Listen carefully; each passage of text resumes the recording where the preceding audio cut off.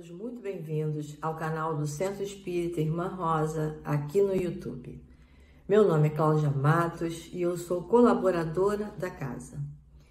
A exposição de hoje será feita pela Miriam Nascimento, também colaboradora do CI, que apresentará o estudo de um capítulo do livro Boa Nova, de Humberto de Campos, psicografado por Chico Xavier. É o capítulo número 15, intitulado Joana de Cusa. Mas antes, nós vamos ler uma página, fazer a nossa prece inicial para a harmonização. A página de hoje é do livro Mais Luz, de Batuíra, pela psicografia de Chico Xavier. É a mensagem intitulada Dor, Sublime Companheira. Guardemos a receptividade necessária, através da qual nos será possível assimilar o auxílio do nosso Divino Mestre. A luta é grande, como não podia deixar de ser. Para consolidar o serviço da espiritualidade superior na Terra, somos obrigados a sustentar um embate incessante contra as forças destrutivas de nosso próprio passado. Somos herdeiros diretos de séculos de violência e discórdia, bárbaros impulsos e paixões fulminativas. A dor é companheira e mestre, que não devemos interpretar por agente de aflição, e sim por bênção. Louvemo-la. Através dela é que podemos levar aos nossos adversários a certeza de nossa renovação. E será com ela que escreveremos os princípios do Senhor no livro da alma, a fim de que nossa consciência caminhe vitoriosa. Vamos orar? Elevando nossos pensamentos a Deus, ao nosso Pai maior, ao nosso irmão e mestre Jesus e à espiritualidade amiga e abnegada do CI, sempre disposta a nos ajudar, caminhando ao nosso lado. Rogamos a todos que possamos ter uma tarde de muita paz e que o Evangelho de Jesus toque nossos corações e mentes e faça parte dos nossos pensamentos e atitudes. Pedimos por nossa irmã Miriam, que fará uso da palavra, para que ela seja sempre iluminada e abençoada. Que assim seja, graças a Deus. E vamos ouvir agora Miriam Nascimento. Olá, companheiros, companheiras. Que bom estarmos aqui mais uma vez reunidos nesse espaço de convivência virtual. Um grande abraço àqueles que estão nos ouvindo agora e àqueles também que vão nos ouvir em algum momento. E que bom podermos estarmos aqui falando de Jesus e trazendo essa mensagem que está no livro Boa Nova, na psicografia do Francisco Cândido Xavier, através do espírito Humberto de Campos, falando dessa figura, Joana de Cusa. E nós vamos aceitar esse convite de Humberto de Campos para conhecer essa figura e o momento de convivência e estreitamento com o mestre, que trouxe uma grande revelação para esse espírito. Um momento de conexão verdadeira com Deus. Existem ali, vamos pensar assim, 3 momentos de conexão. O momento em que Joana se conecta a Jesus, a Deus através de Jesus, né? Pela sua figura, pela sua presença, pelos seus ensinamentos, que são feitos não só pela fala, mas principalmente pelas suas atitudes. E há um encantamento, há uma admiração. Depois, no segundo momento, ela é convidada a fazer uma conexão mais profunda, ligando tudo aquilo que ela estava presenciando, aprendendo ao seu dia a dia, a sua vida em si, né? Ela não está só uma mera espectadora, ela estava ali agora como uma protagonista, usando aquela oportunidade de aprendizado no seu dia a dia. e culmina na conexão final, realmente segura, da convicção do caminho a seguir. Então, a gente começa falando um pouco desse cenário onde ela está inserida, né? Vamos imaginar ali a cidade de Cafarnaum, essa localidade às margens do Mar da Galileia, era um lago, né? Mas eles considerariam como se fosse um mar, no Mar da Galileia, e existia ali uma organização, né? Uma forma de se governar da tetratarquia, né? Você tinha ali um governo dividido em 4 partes. A governança em vários aspectos, em vários setores daquela localidade, que era uma localidade que tinha uma importância muito grande, porque era um ponto comercial muito forte, de pesca, de agricultura, tanto que tinha ali um posto de alfândega, né, onde eram cobrados impostos. Então, assim, era um point ali de muito interesse, principalmente para o Império Romano, que era representado por Herodes, né? Herodes Antipas, que era o filho do Herodes o Grande, aquele lá do início da história de Jesus, e que havia herdado, de certa forma, ele herdou aquela localidade, outras também, né? Para ali exercer o seu poder, enfim, a sua governança. E ele foi criado também ele foi educado para esse tipo de governança. Então, ele foi criado para acolher e adorar aquela experiência pagã, todas as crenças, a cultura pagã, né? E a desprezar a cultura daquela localidade. Então, quando a Roma invadia, né, e aquelas localidades para o domínio, para ampliar o seu império, ela trazia toda a cultura e desprezava ali, não considerava que a cultura que aquele povo já tinha conquistado. Então, aquela cultura judaica, que as pessoas já viviam no seu dia a dia, havia ali, né, uma convivência dessas duas culturas. Então, existia uma figura, antes de chegar em Joana, existia uma figura entre Herodes, que representava essa cultura pagã, né, toda a ideologia romana, e Joana, que já estava ali. Ela é uma figura citada no Evangelho, né, 2 vezes. A gente tem lá uma narrativa que vai falar de uma cura que Jesus fez, né, junto a ela, e quando ela vai, junto com outras mulheres, cuidar do corpo de Jesus, após lá a crucificação, e que ela se depara, então, com a ausência daquele corpo, então faz a comunicação, né, do processo de ressurreição que nós temos lá nas Escrituras. Então, Joana, a gente vê que ela é uma figura fiel, né, fiel, e Humberto vai narrar isso. Mas, entre a Joana e o Herodes, existia um intendente do Herodes, que era o Cusa, né? O Cusa, ele era esse intendente imediato, ele era um desses governantes também que faziam parte dessa tetratarquia, né? E que tinha a sua função ali dentro do seu âmbito, né? Daquela comunidade. Mas ele tinha conexão às crenças e culturas judaicas, mas ao mesmo tempo convivia com o lado romano, né? Então ele ficava meio dividido, e eles eram uma família da alta sociedade, eles tinham ali um privilégio, né? Eram abastados nesse sentido material, né? Tinham ali uma posição social importante, de destaque pública. E era, de certa forma, para o esposo de Joana, uma situação que Humberto vai comentar sobre isso, né, que ele se encontrava ali tentando ter esse jogo de cintura para agradar a todos, porque havia um interesse muito grande de estar à frente daquela comunidade que rendia muito, né? Então era muito importante buscar esse meio termo, né? Fazer amizade com todo mundo, estar ali apoiando, né, para não ter problema com ninguém e poder usufruir dos frutos desse tipo de relação. E Joana, então, recebe o nome de Joana de Cusa, né, porque naquela época não tinha sobrenome, era o nome da cidade, como Maria de Nazaré, era Joana de Cusa ali do marido.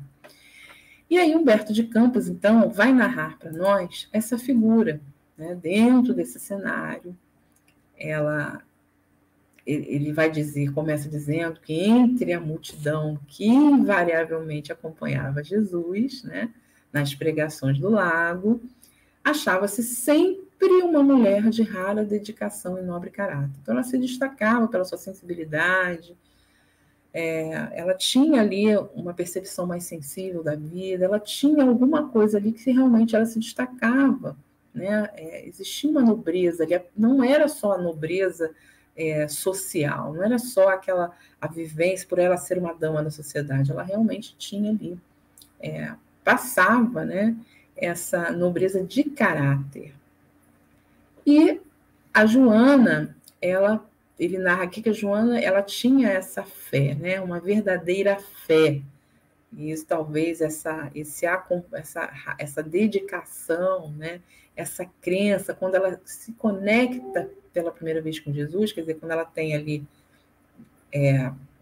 essa conexão, né, de estar acompanhando Jesus, esse encantamento, essa admiração, ela se mantém ali trabalhando a fé, apesar de saber que a vida não era fácil, né? Porque por mais que ela tivesse facilidades financeiras, enfim, de conforto e tal, ela tinha outras dificuldades, né? A gente acha às vezes que quem tem problemas, não tem problemas materiais, não tem outros problemas, né? Então, ela tinha problemas no seu relacionamento familiar.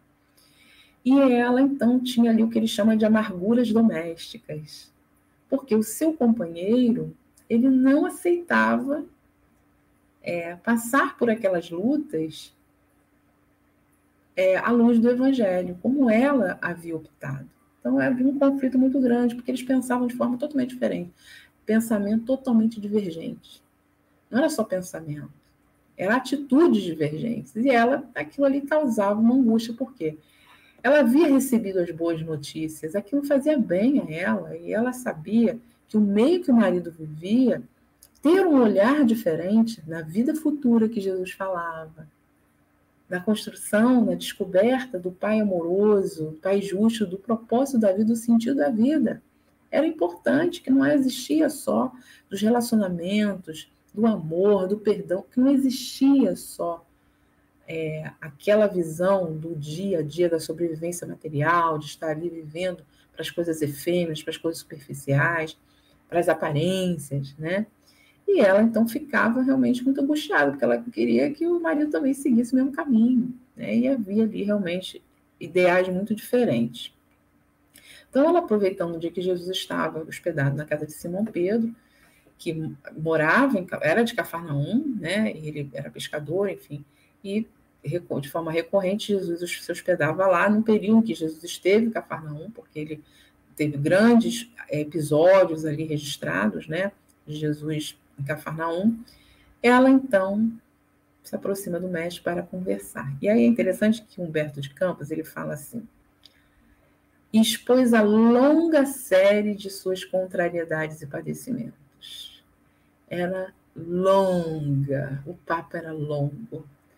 E aí a gente vê assim, quantos de nós têm a capacidade de escutar longas experiências sem julgar, sem dar palpite, mas realmente presente, ouvindo, disposto a ouvir, porque quando a gente ouve o outro, a gente também dá a oportunidade do outro se ouvir.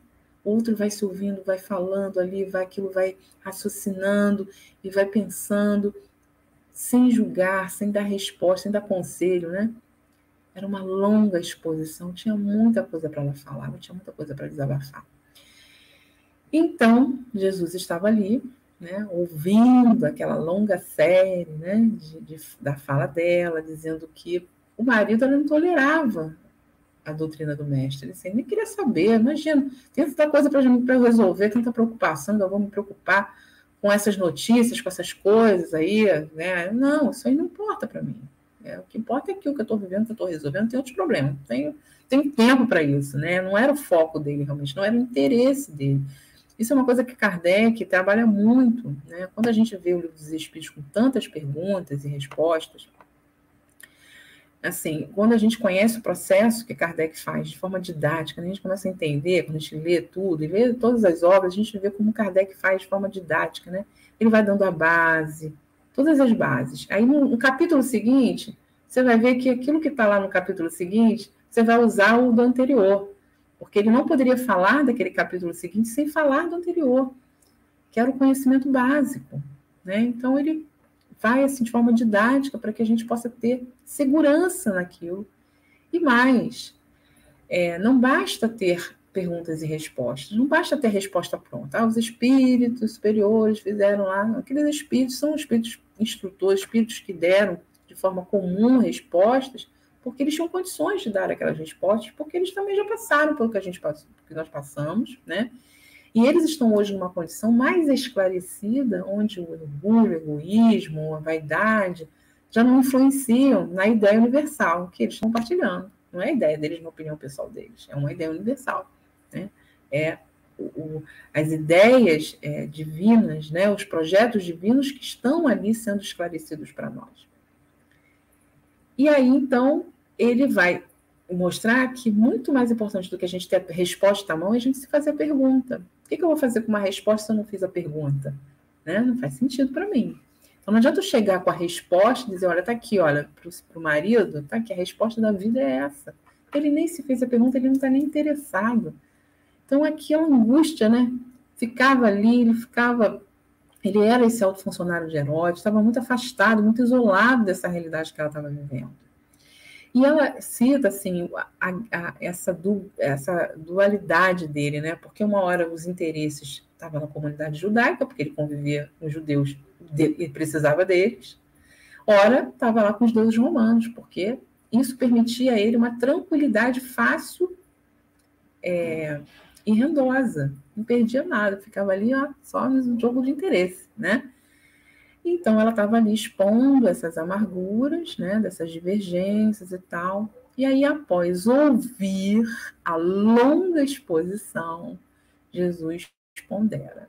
Jesus não vai chegar lá dando conselho, ele não vai mandar um vídeo grande de WhatsApp com conselho, ele não vai dar lição de moral, ele não vai falar mal do marido, né? Ele vai ponderar, quer dizer, ele vai convidar a Joana naquele momento a pensar junto com ele. Vamos caminhar aqui, vamos nessa estrada aqui, a gente vai conversando, vamos organizando as ideias. Só que ele percebeu que ela estava tão angustiada, tão alterada, que seria muito difícil ela poder se desarmar, acalmar o coração para poder conversar e raciocinar, né, em cima do que ele ia propor ali, no estado que ela estava. Então, Jesus vai acalmar ela. A primeira frase que ele fala, Joana, só há um Deus, que é o nosso Pai. E só existe uma fé para as nossas relações com o seu amor. Mesmo que ele pense diferente, mesmo que ele haja diferente, Deus é um só. E é Pai, é o nosso Pai, é o seu Pai, é o Pai dele, é o Pai de todo mundo, é o Pai de Herodes, né? E a nossa relação de amor é única. Todos nós vamos relacionar de forma mais pura um dia. Ninguém vai escapar disso. É uma verdade, é um fato. Né? E a doutrina espírita ela trabalha muito isso. Kardec fala muito isso sobre a revelação, o caráter da revelação espírita, né? Sobre essa questão das verdades, que vão... as ideias falsas que vão sendo superadas pelas verdades, pelos fatos. Os fatos vão mostrando. Né? E por mais que você tenha ali ideias que sejam ideias concebidas, de cunho pessoal, todos os fatos vão mostrando. E vão sendo superadas ideias e vícios e comportamentos e escolhas vão sendo superadas, substituídas por coisas novas, vão sendo renovadas. Né? Isso é a ordem natural das coisas. Então, ele vai dizer, né, para ela ter um cuidado, assim, que é muito bacana, Jesus falando de empatia, né? Porque não basta simplesmente você julgar a pessoa pelo comportamento dela e encerrar ali a condição, né? Se você quer tocar o coração daquela pessoa realmente, se você quer sensibilizar aquele coração, você não pode reduzir a ela o que ela fala, o que ela diz. Você precisa entender a história desse espírito. O espírito tem uma bagagem, né? Eu preciso compreender a história. Herodes foi criado para o ódio, para o desprezo, para submeter, né, outras nações, outras pessoas. Mas ele poderia ter escolhido um caminho diferente, mas ele se afeiçoou àquilo. Ele quis seguir, gostou, sentiu prazer naquilo e foi, né? E o marido também estava nesse contexto. Então, olha, ele fala o seguinte: a sua forma de encarar essa conexão com a espiritualidade, a trabalhar a sua espiritualidade, né? Porque naquela época não existia cristianismo, né? Como a gente hoje, uma religião cristã, né? A conexão que Jesus falava era do ser espiritual com Deus, né? E ali ele diz assim, mas eles tinham lá a questão judaica, né? Você tinha lá as leis mosaicas, você tinha tudo uma rigorosidade, né? Dentro daquela crença. E ele, então, vai dizer que certas manifestações religiosas no mundo, muitas vezes, não passam de vícios populares nos hábitos exteriores. Quer dizer, a gente, às vezes, só está inserido naquele cenário e vivencia ele por vício, porque aquilo ali já nasceu assim, já foi assim, e aí você repete, você não sai, não para, muitas vezes, para aproveitar realmente a vivência. E isso não está só em segmentos religiosos que a gente conhece aí afora. O espírita, né, que ainda não consegue compreender realmente que há um passo a passo para compreender, né, as coisas, para avançar, para aprender, ele muitas vezes vai viver também no superficial da casa espírita, na vivência, na palestra pública, seja no grupo de estudo, seja em qualquer vivência. Muitas vezes vai falar da doutrina espírita, mas na verdade não está falando, né, da doutrina espírita, está falando da sua opinião como espírita, a sua visão do espírita, não espírita, né?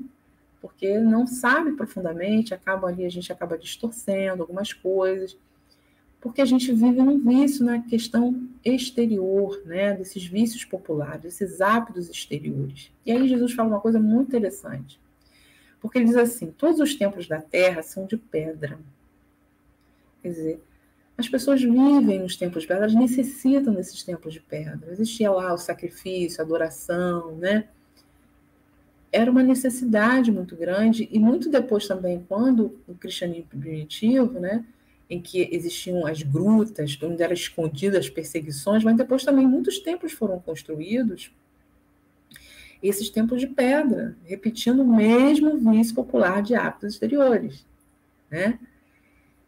Mas ele diz assim: eu venho, em nome de Deus, abrir o templo da fé viva no coração dos homens.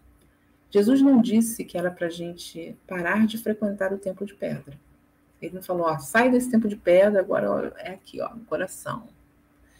Ele disse que ele veio mostrar, apresentar, eu venho em nome de Deus, abrir o templo da fé viva no coração. Abrir. Né? Vem te mostrar que, independente desse templo de pedra, você tem um templo verdadeiro, perene, que é estável e que pode ser ali seguro, né, para você, que é o templo do seu coração. Quer dizer, você pode encontrar Deus fora do templo de pedra. Nós não encontramos Deus durante a pandemia fora do nosso templo de pedra. Nós tivemos que trabalhar o templo dentro de nós, o templo do nosso lar, né? Então, Jesus não criticou ninguém, não. Você tem essa necessidade de frequentar, de estar lá, é uma necessidade sua, mas essa não é a única realidade. Essa não é a realidade. O que é realmente, o que fica realmente é o seu tempo interior, né? Então, ele vai mostrando que existem várias formas da gente interpretar a vida, que as pessoas vão enxergar muitas vezes de forma diferente da gente. Que a gente precisa entender, a gente pode não concordar, mas a gente tem que entender, né, que são vivências, são experiências. A gente vai para um outro país, a gente vê a diferença, às vezes, das culturas, das coisas.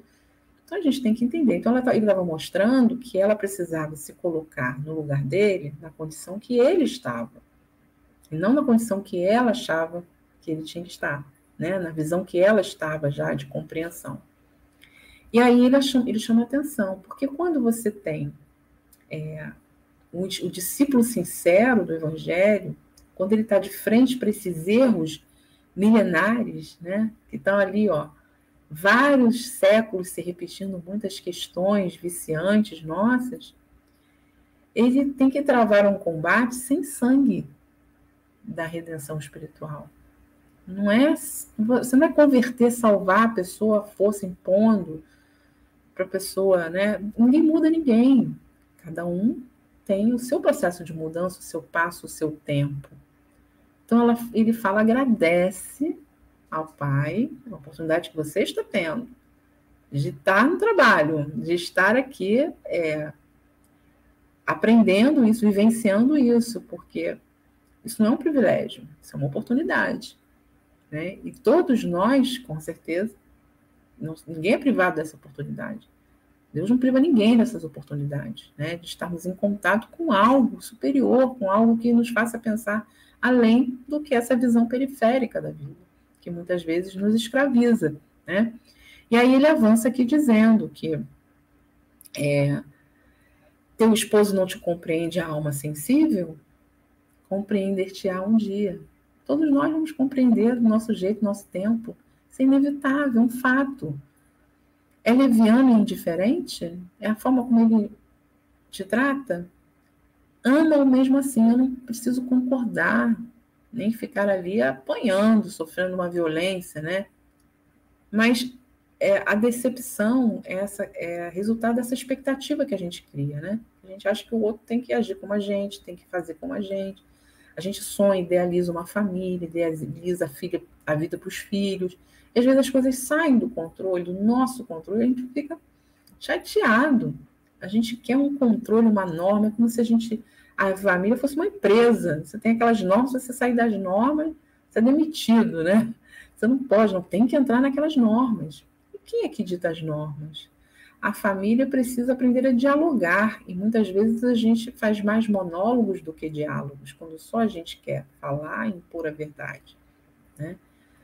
E é importante a gente entender que a gente aprende até mesmo com aquele que é indiferente, com aquele que é leviano. A gente aprende com ele, né? Porque existe ali uma dor, um desconhecimento, que não faz a gente sentir, não faz a gente ser superior e ele inferior, mas faz a gente se conectar àquele amor que ele fala lá no início, né, de Deus, que nos une a todos. Quer dizer, todos nós teremos as mesmas oportunidades de crescer, de transformação para chegar à perfeição.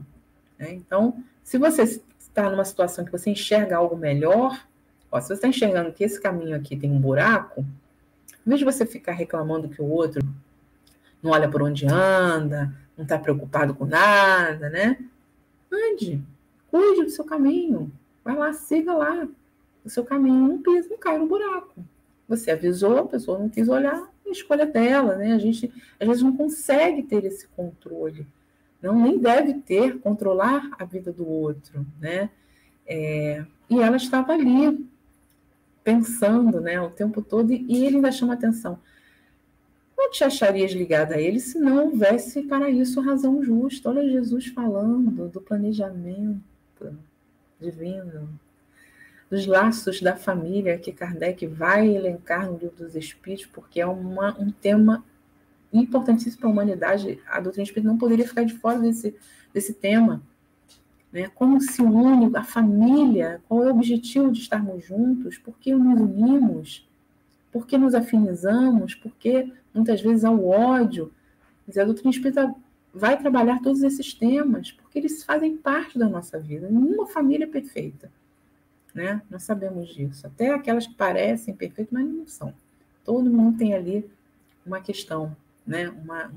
Às vezes as aparências, as redes sociais, tudo parece tudo muito perfeito. Mas a gente sabe que no dia a dia, na convivência, cada um tem lá os seus verdugos. Né?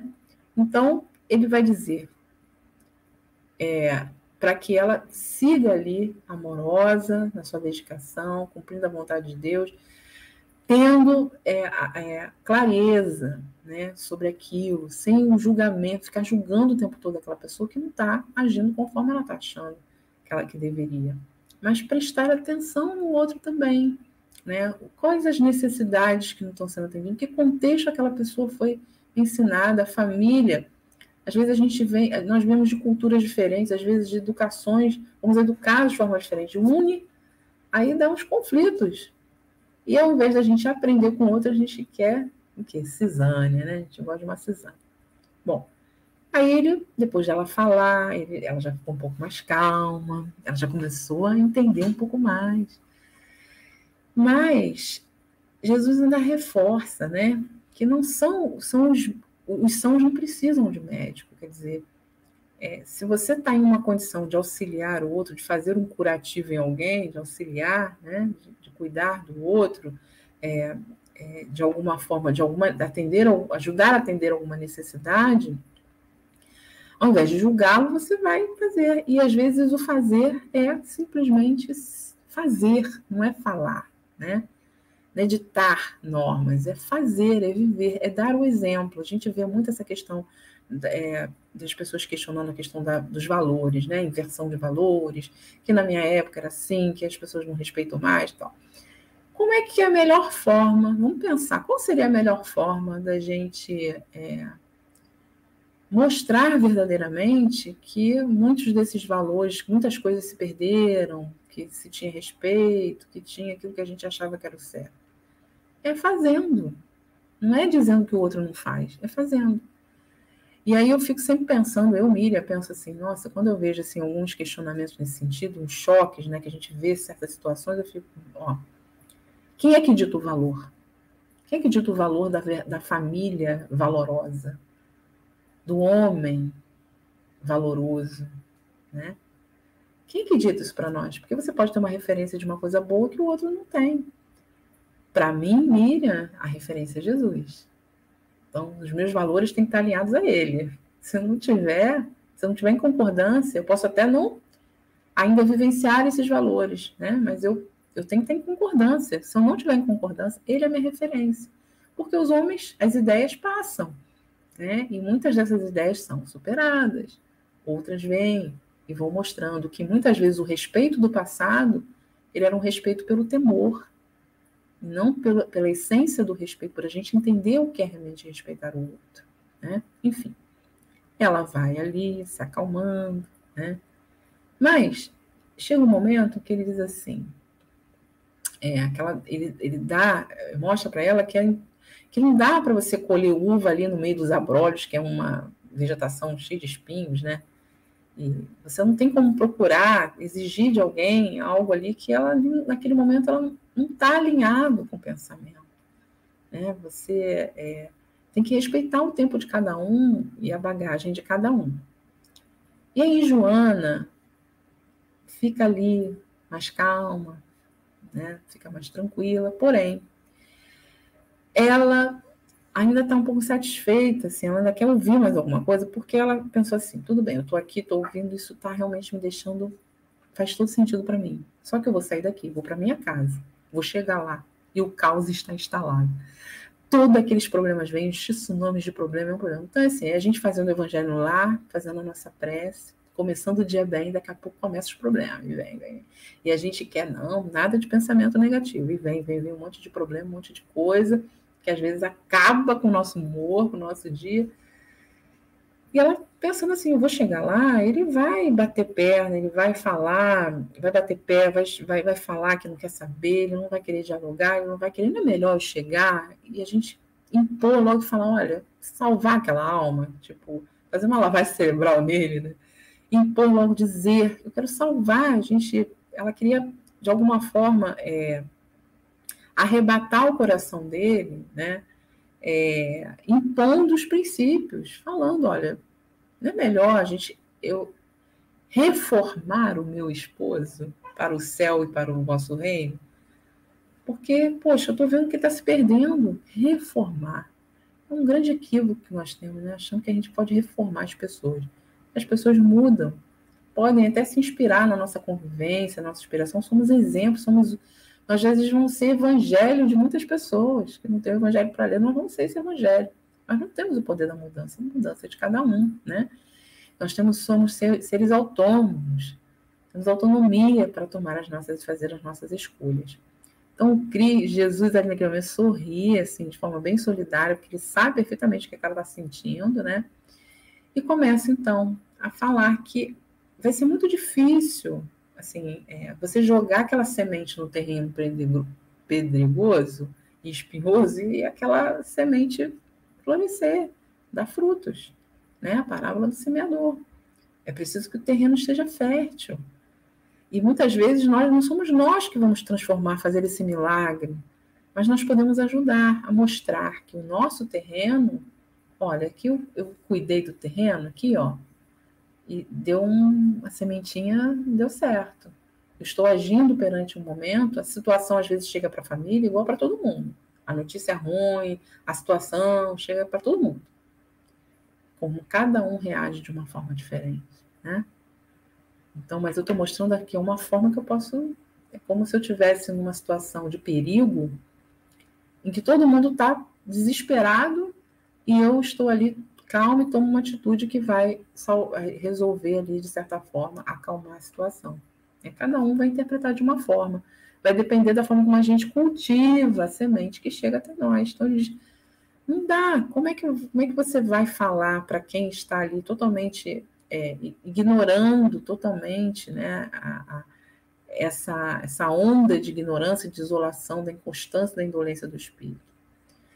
Então, Jesus fala assim, Deus não faz essa imposição. Ele não impõe para a gente, ele deixa a gente aprender, ele mostra ali as oportunidades, as questões, dá a oportunidade da experiência, a família é uma experiência, mas ele não impõe.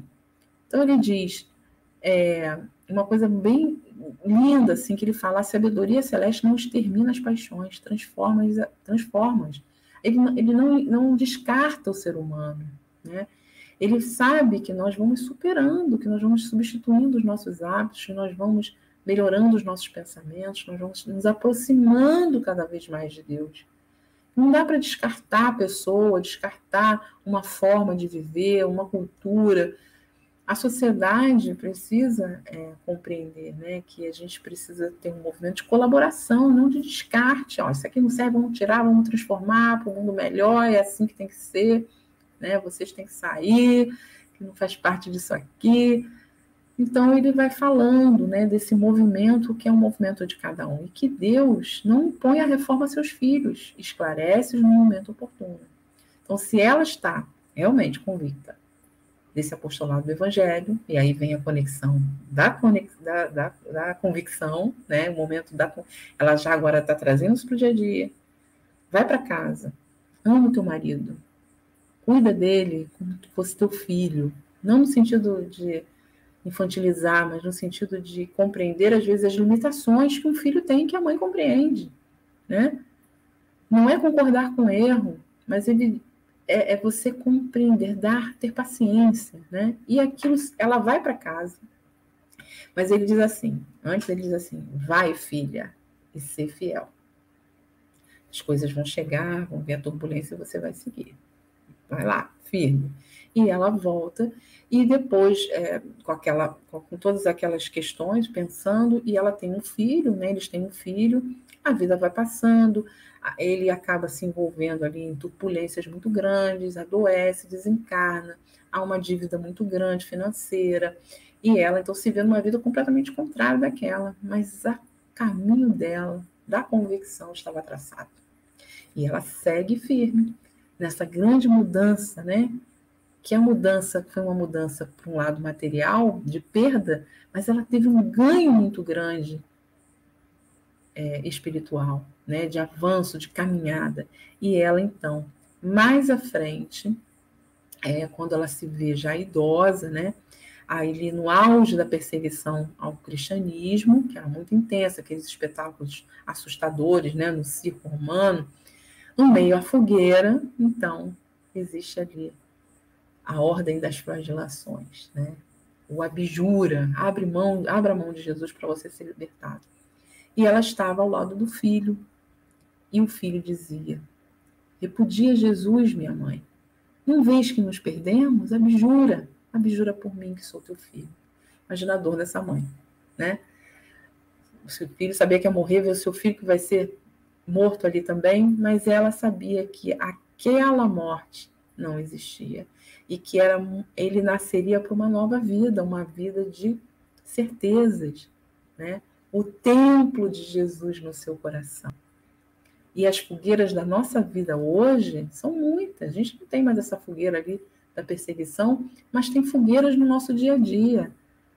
E como nós somos convictos, né, do caminho certo a seguir, não abrindo mão daquilo que a gente acredita ser o certo, mas o certo com o guia e modelo de Jesus, né?